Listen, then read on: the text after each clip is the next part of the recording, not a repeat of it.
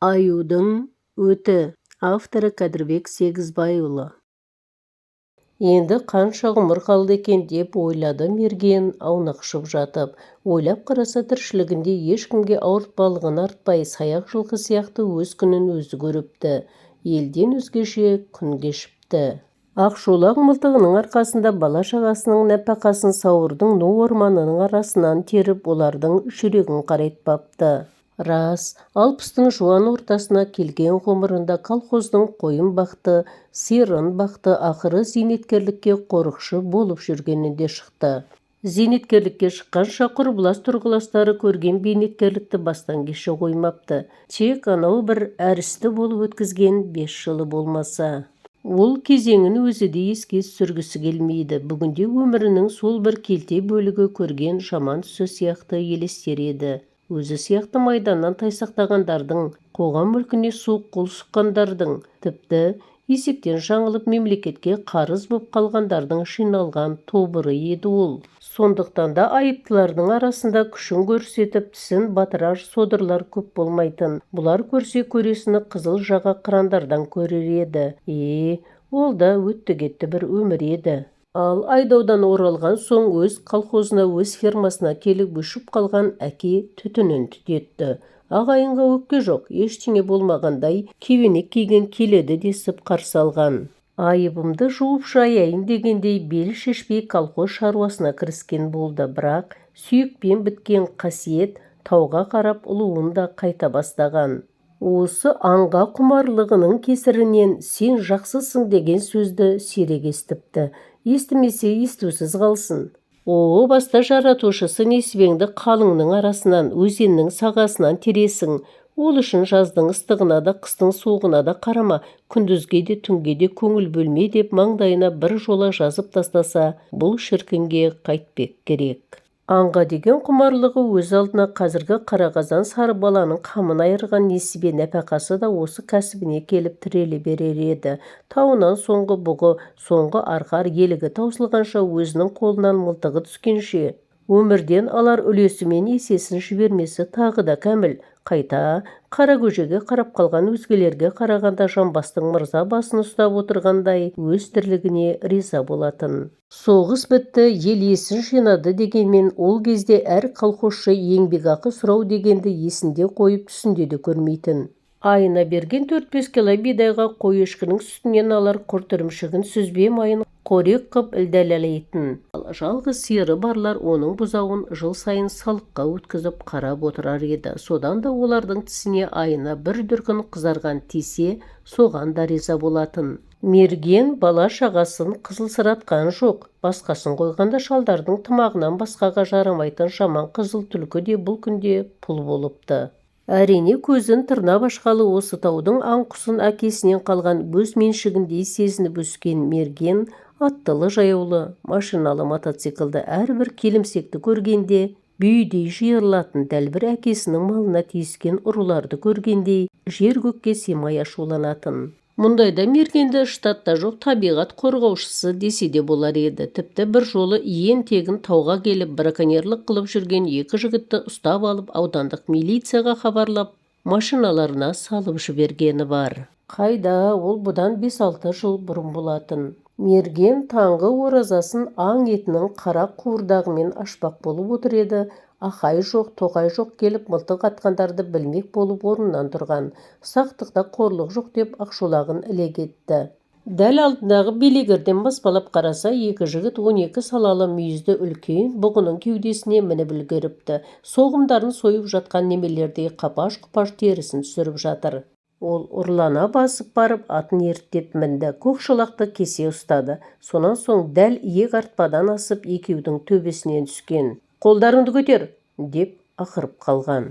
Төбесіне жай түскендей болған екеуі апырақтады да қалды. Біреуі тым ширақ екен, ағаштың бұтағында ілулі тұрған мылтығына қарай шолпарша атылған.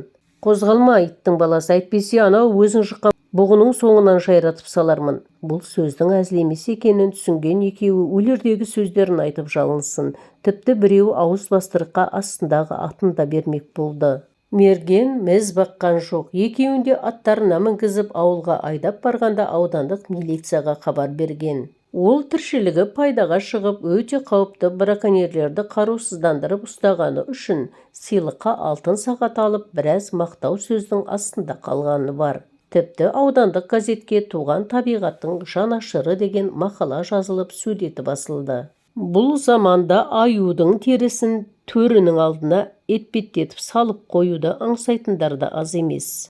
Өзі аюдың талайымен бетпе-бет келіп атыпты. Бірде-бір рет осы шіркінге обал болдау деп ойлаған емес екен. Тіпті жылқы еті сияқты бір май бір ет қызылын жеп дәнденгеннен бері бұл да адамның я қызығы, я азығы үшін жаралған деген қағидаға сүйей салып, өз кінәсін ойша жуып шая салатын. Алғашқы оқ тиісімен-ақ аю атаулының мылтық түтіні көрінген жаққа ұмтылатын қатерлі мінезі бар. Ол ызақорлығы әрине өзінің жылдамырақ оққа байлануына себепші болады. Әйтпесе қойдан қоңыр шіркіннің өзі тимеген кісіге титімдей зияны жоқ қой. Баяғыда, сол ұлының мерт боларынан бірер ай бұрын болса керек, дәл осындай күздің күні болатын. Екі кештің арасында үңгірге жеткен соң аң қағуға таң саз бере қозғалмақ ниетпен атының ер тоқымын сыпырып арқандаған. Сонан соң шелегімен суға барып енді орнынан қозғала бергені сол еді. Тура қарсы алдында ақтөс қара аю тұр. Есік пен төрдей ғана жерде талай рет тау билеушісімен бетпе-бет келіп жүріп, мұндай жақын жерден кездесіп көрмепті. Кет, пәлекет, кет! Мұның жандармен естілген ащы айқайын күтпесе керек, аю аңырып орнында тұрып қалды. Екеуі де аңдысқандай біраз үнсіз тұрды. Адамнан еш әрекет болмаған соң тағы да алға бір қадам басып еді, ойда жоқта кездескен қарсыласы шырылдаған ащы айғайға тағы басты. Екеуі біраз уақыт тышқан мысық ойнаған соң аю әбден жалықса керек, маң-маң басып өз соқпағына түскен. Бірақ ғұмырымда ажалдан басқадан қорықпаймын деп жүретін мергенді намыс буды ма, әлде ашу қысты ма, тіпті болмаса осынау маңда жиі кездесе бермейтін нілдей қара аюдың мамық терісі қызықтырды ма, ол жағын өзі де бағамдап үлгерген жоқ. Әйтеуір жағын ұшыра үңгіріне жетіп ақшолақты алып шыққан. Жүгіріп келгендіктен ентігіп тұрып дұрыстап аталмады ма, өмірі оғын аңның қалаған шеріне қадайтын мерген бұл жолы ұрымтал тұстарды дәл көздей алмапты. Оғы төтелеп барып қадалмай кетіп бара жатқан аюдың жон арқасын жанай өтті. Мылтығын екінші рет оқтағанша ақтөс қара қалыңға еніп үлгерген. Мылтық атылған жаққа шаппаған аюды бірінші рет көруі. Әлде қара аюда ондай қасиет жоқ болар. Әлде балаң шіркіннің жүрегі дауламады ма? Ол жағы бұған беймәлім. Егер түтін шыққан жаққа қарай қайтадан ұмтылғандай болса, дау жоқ, ажалымен ақшолақ табыстыратын еді. Жанын олжалағаны естелігі болды. Өзі де қарап жүрмейді. Күндіз бір аюдың өзін тұтқынға қалай түсіріп, одан қалай бұған кешірім жасап, бостандыққа қалай жібергенін, өмірінде бір-ақ рет соншама қатты қорыққанын, әйелімен өзі сияқты өңшең мылтыққұмар ұлдарына күле отырып әңгімелеп берген. Сонан соң қайттыңыз, деген үлкен ұлы аузынан суы құрып. Қайтушы едім, артынан түре бір атып қалдым. Сенде де жүрек жоқ екен, деп түңілген зайыбы. Өзіңе жаныңды ол жағып жіберген хайуанға жасаған жақсылығың артынан түре мылтық атқаның ба? Қорқамын, мерген, қорқамын. Кесір кесапатың балалардан аулақ, жазықсыз хайуандардың обалы жібермес-ау сені. Аштан өліп, көштен қалып бара жатқанымыз жоқ. Тоқтат мына қырғыныңды деп едім, тыңдамадың. Атам марқұм аю адамнан азған қасиетті жануар. Өз басыңа қауіп қатер төнгенде болмаса, оған тиісуге болмайды деуші еді. Бір тиылмадың. Қайтейін. Мерген қазір ойлап жатса, осы аю шіркінді адамнан азды деген сөз рас болса керек. Алғашқы аю алып дәніге бастаған оқиғада есінде. Ағаштың бұтағына шығып алып, бірінші рет аю атқанда көрген өлермен хайуанның қолыңда өлейін дегендей өзіне қарай шауып, бұл отырған ағаштың түбіне келіп жығылғанын. Адам сияқты өлермендігін, намысшылдығын былай қойғанда, шалқасынан түсіп жатқан аю мүшелерінің бітісі де адамнан айнысайшы, терісін сүре алмай біраз тұрғаны бар. Одан кейін қайда? Көзеленіп кетті ғой. Әйел шіркіннің жүрегі түкке тұрғысыз нәрсеге езіліп елжіреп тұрмай ма? түздің аңын үйде отырып қорғамақ болады. Сонан соң атып әкелгенінің етін жемей қойғанын тағы да көрген кезі болсашы. Ол сорлы да менің, ал қойдым дегенімді ести алмай-ақ көз жұмды ғой деп ойлады мерген. Зайыбының мінезі бала сияқты қызық еді. Мерген бандыға ілескен айыбы үшін алған жазадан құтылып елге келген соң құлаған шаңырағын көтермек ниетпен бір қойшының оң жақта жетіп отырған қызына сөз салған. Бекер обалы қане, қыздың әке-шешесі бұған жетімсің деген жоқ. Отанын сатқан опасыз бандышыға серік болған қу деген жоқ. Жақсыдан қалған тұяқ екенін айтқан. Адасқанның айыбы жоқ, қайта үйірін тапқан соң деген. Елін сатып бүкіл жұртының бетіне күйе болып жағылған Қарабетті ұстап әкелгенінің өзі айыбын жуудың алды болғанын қирағаттап келіп, екеуіне баталарын беріп жеке отау қып шығарған.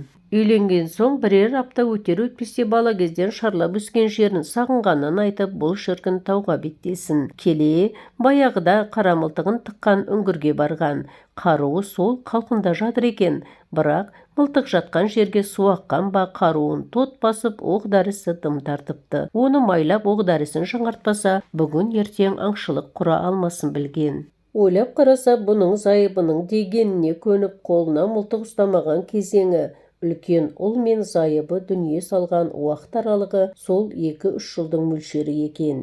Келер күн үміт, өткен күн өкініш, кім біледі, тұла бойы тұңғышы ұлдың арам өліммен көз жұмғанына зайыбы айтқандай өзінің қатыгездігі себепші болды ма екен әлде? Ол жазғанның әскери борышын өтеп келген соң енді келін түсіріп беремін деп қыздауылдың иттерін түнде абалатып жүрген кез еді ғой. Қандай сорайдағанын кім білген. Өзінен кейінгі інісі екеуі жайлаудағы елге қыдырып бара жатқанда ұзын жолдың үстінде арманда мерт болып кетті ғой. Екеуі атпен келе жатқанда бір қара шұбар жылан жолдарынан кесе-көлденең өтеді. Жолыңды жылан кес-кестесе жақын жерде дұшпаның бар деген қағиданы естіп өскен. Балаң жігіт аң-құс кездессе атармын деп ала шыққан. Әкесінің мылтығын иығынан жұлып алады да ат үстінде тұрған бойы дүмімен жыланды бірақ ұрады. Сол-ақ екен, оқтаулы мылтық атылып кетіп, баланың тіл қатуға да шамасы келмей, ұзын жол үстінде жан тәсілім етеді. Міне осы бір қайғылы оқиғадан кейін ол аң ауламақ түгілі науқас зайыбының жанынан екі телі ұзап шыға алмаған. Ауыр қайғыға төзбей ақылынан адасып қалған зайыбы сорлы мылтық көрсе, балаларымды атқанша мен ат деп шырылдайтын. Бір күні ертеңгілік мергенді қасына шақырып алып, түнде бір жаман түс көрдім деген әлденені ойына түсіргендей біраз үн-түнсіз жатып. Ғұмырымда алдыңа көлденең келіп көрмеп едім. Сенің босағаңды аттағалы бері жалғыз өтініш айтыппын. Жан жануардың да обалы бар ғой, қынадай қырғаныңды қой деген өтініш еді ол. Олар өзіміз сияқты өсіп өнуді мұрат тұтқан, бір қу тірлік үшін жанталасып тырбанған жан иелері емес пе, дедім. Тілімді алмадың. Ақыры солардың обалы жазықсыз ұлымды алып шықты ғой. Құдайда әділдік болса, жазықсыз ұлымды емес, сені тапса керек еді. Бірақ балаңды алып, бағыңды байлады, есіңді енді жиярсың деп ескерткені шығар. Әлгі түсіңді айтатының қайда?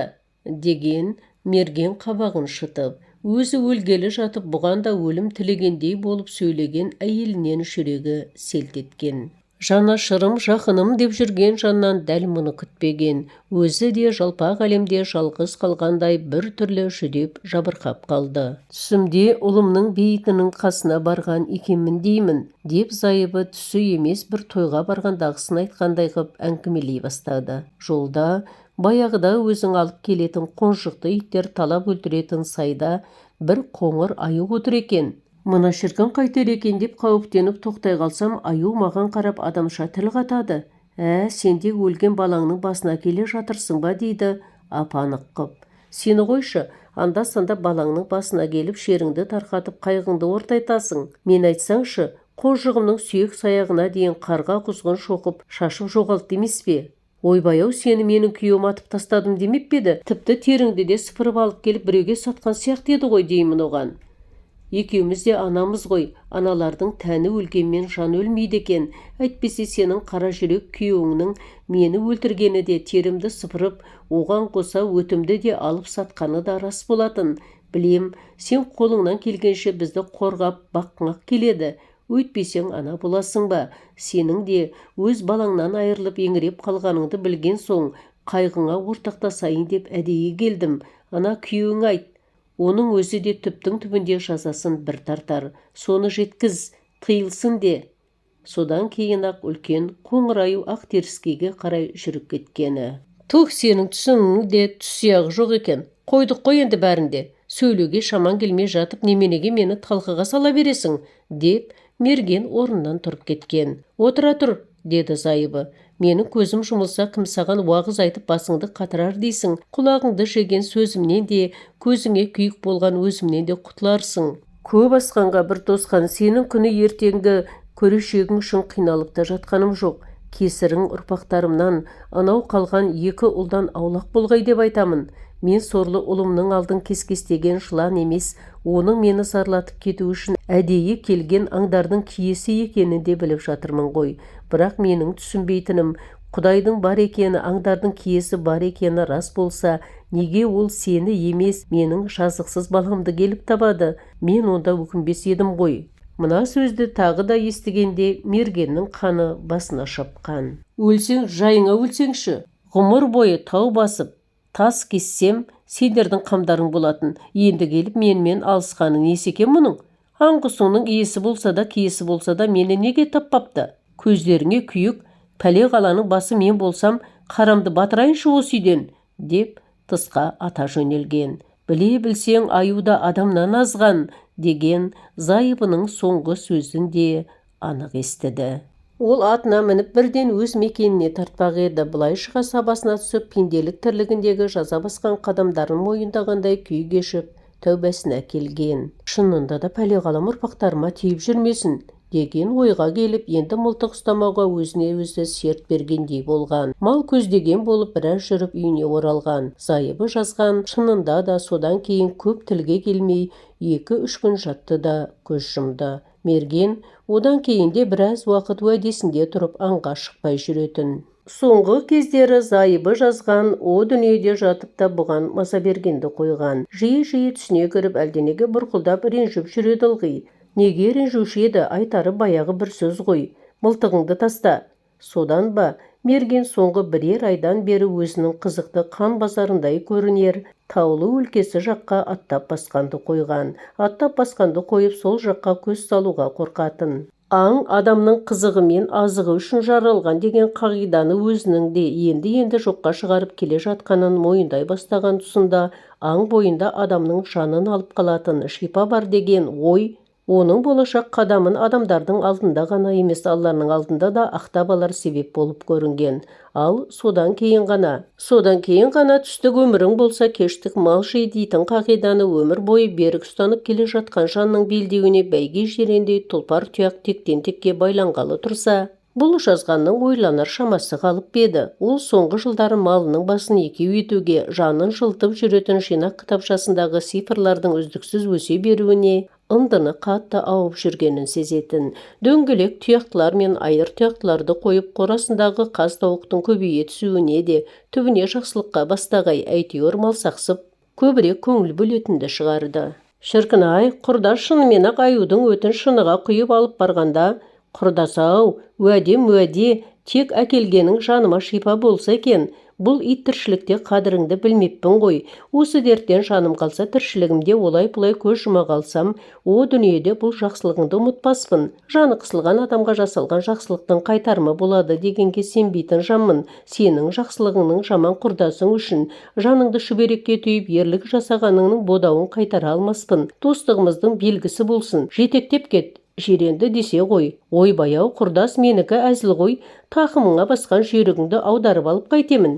Әйтеуір иткөйлекті бірге тоздырып, өмірдің ащы тұщысын бірге көрген дос құрдас едік. Жаным қысылған сәтте жаныңды аядың демесең болды. Әйтпесе кәрі сүйегімді сүйретіп аюатқан менің не теңім еді қазір. Бір сендеп түз тағысына жем бола жаздап әрең дегенде алдым ғой. Арыстанды адамның арыстаны алары дегендей біздікі жастық шақтан қалған өлермендіктің соңғы сарқыны да деп өз еңбегінің құнын арттыра отырып, сыйға сыйдан көпе көрнеу бас тартқан болса, жоқ құрдас, жиреннің қызығын ол ғана емес талай жүйріктің қызығын көріппін бұл тіршілігімде, оның қалған қызығын сен көр. Дәм тұзым таусылып тұрса, құрдасымның көзі еді деп мінерсің. Көрер жарығым бар болса, достығымның белгісі деп сыйлап еді дерсің. Ат сенікі, айттым бітті, кестім үзілді. Құрдас, бопты, сай сүйегімді сырға аттың ғой, достығымның белгісі деп мінермін жиренді деп, жануарды ноқталап тұрып, көңілімді босатып, көзіме жас алсам. Бәйге жиренді ойлап жатып, мергеннің таң алдында ғана көзі әрең ілініп еді. Оқыған Роза Сұлтаналиева.